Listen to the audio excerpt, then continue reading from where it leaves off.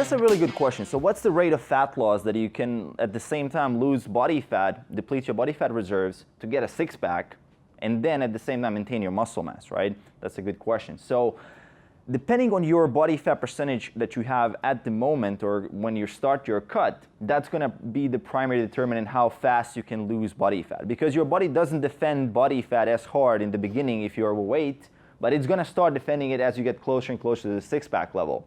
So a good rough range would be to lose about 0.5% to 1.5% of your body weight per week as a target.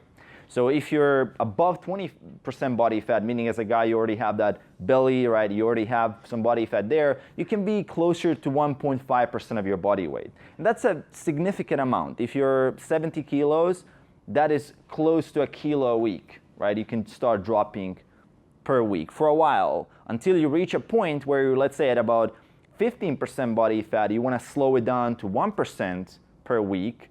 1% of your total body weight, that's what we're talking about here. And as you get closer and closer to that six-pack level, for guys, that's 10% body fat. So for guys at 10% body fat, you clearly see your abs. So when you see bros on the internet, they're like talking about, hey, I'm like 11% body fat, almost there, and there's no abs. I mean, that's nowhere close to reality.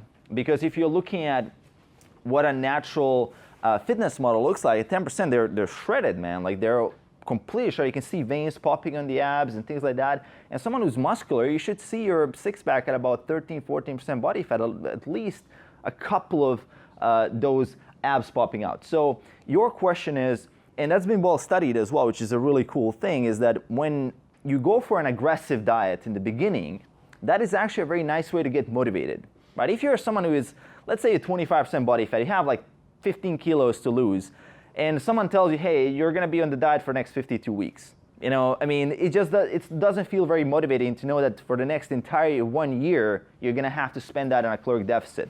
So you do want to go a little bit aggressive in the beginning and then taper that off as you come closer to the six-pack level.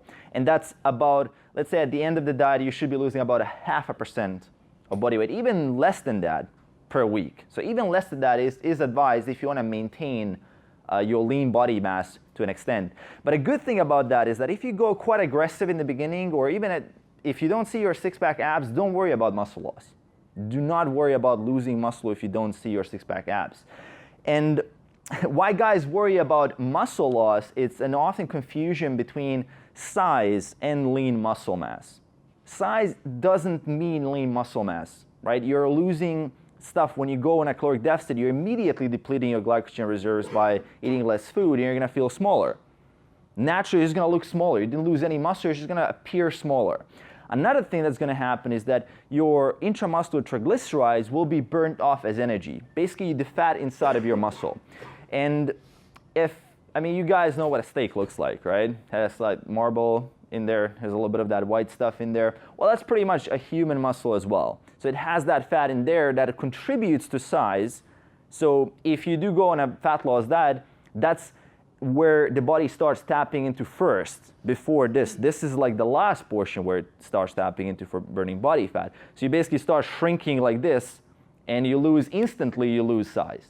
And that's normal. That doesn't mean that you've actually lost muscle mass.